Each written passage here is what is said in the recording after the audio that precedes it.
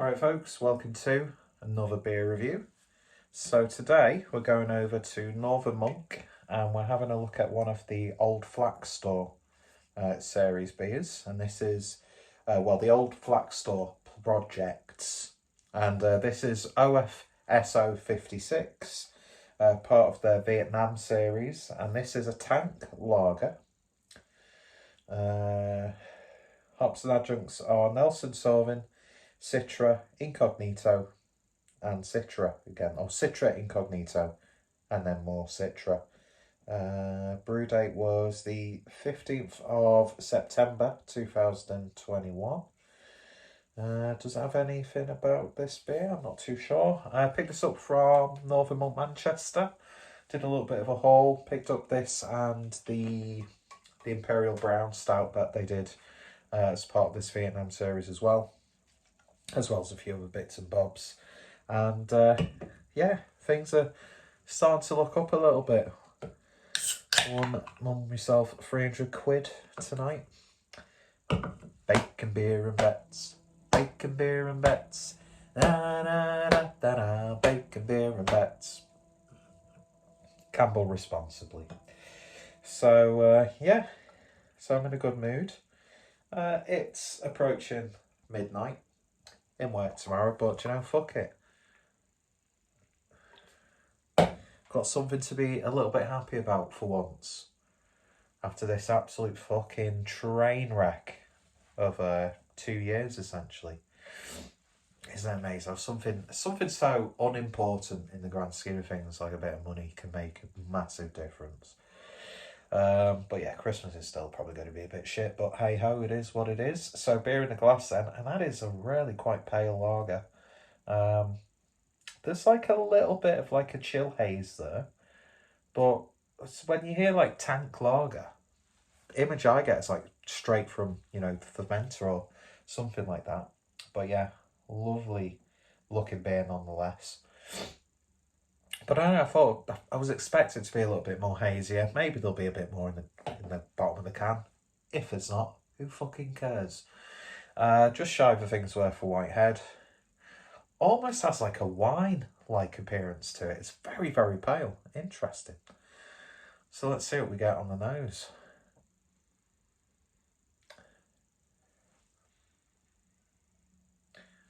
You do get that almost like not farmhousey, but it is farmhousey, sort of like unfiltered lager sort of character.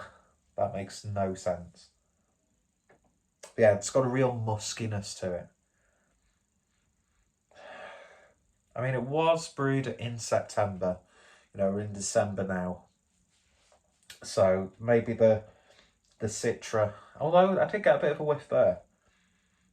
But then again, it's not like really potent. It smells nice though. Very nice indeed. Did I say the ABV? I can't remember. 3.7% ABV. So there we go.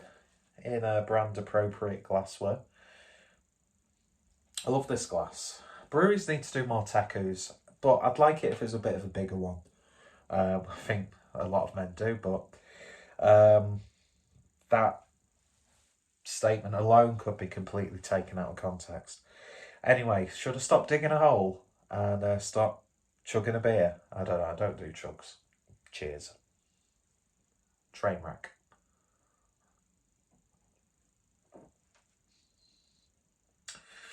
Well, what you don't get on the nose in terms of Citra, you definitely get on the flavour.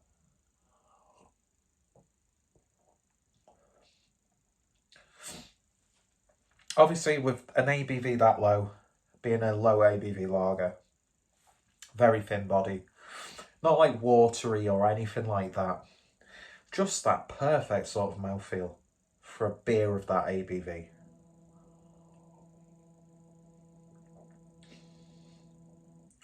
And what I like about it, it doesn't just taste like a piss poor pale ale. That was one thing that used to really wind me up about like hoppy lagers. And I think we've come a hell of a long way in that regard, where it just tastes like a really watery, like pale ale where the hops just aren't being retained properly, but this, it's a little bit more obviously hoppy than you would expect, but it still does have that beautiful bready, wheaty, almost savoury sort of character. There's like a very subtle spicy note in there as well, but very, very nice. Crisp as you like. And a good nightcap as well.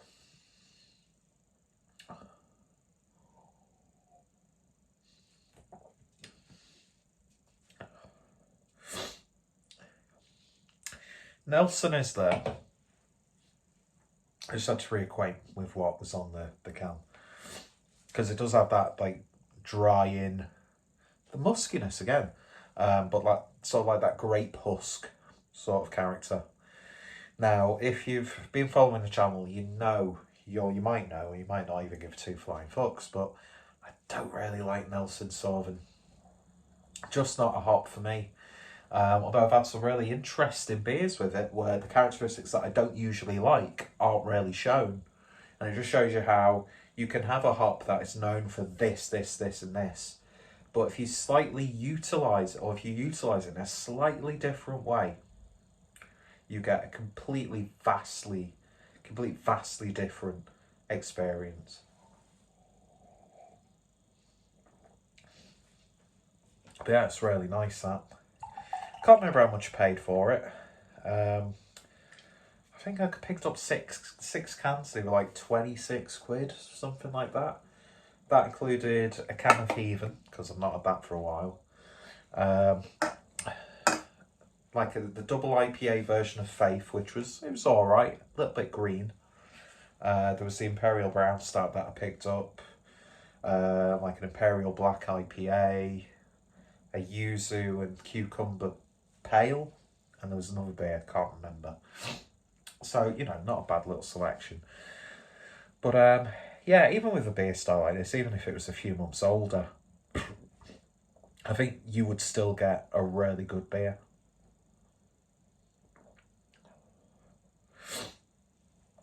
Oh, that's lovely, that. Hitting the spot. I've not had too many of this series from Northern Monk. In fact, it's very sporadic that I have Northern Monk now. Yeah, they're one of my favourite breweries, and when I go to Manchester especially, Northern Monk Bar is always a go-to place for me. Just the atmosphere of the layout, the guest list is always interesting. When we were there, I had Cycle Brewing. It was like an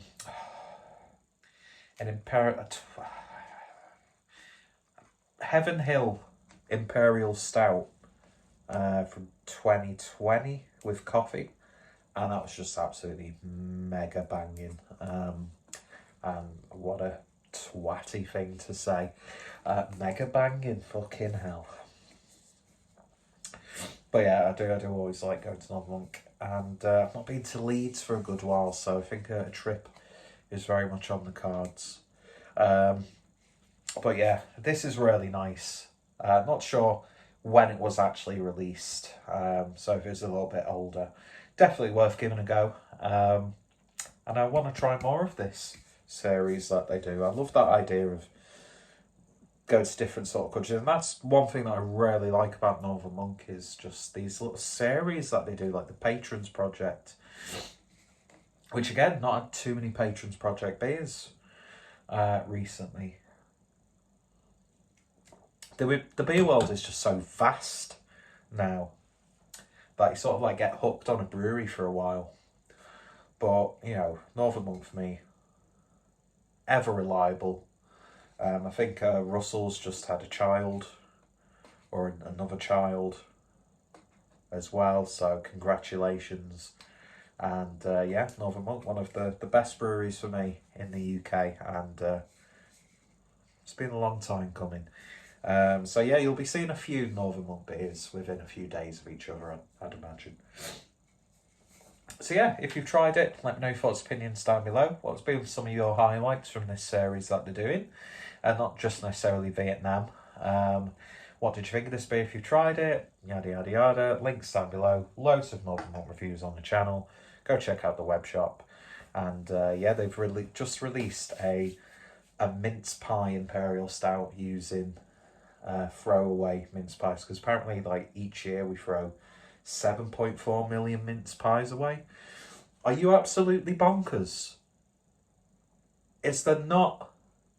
I mean, I'm sure there'll be lots of better feelings than this, but am I one of those people who actually loves, after Christmas, getting heavily discounted mince pies?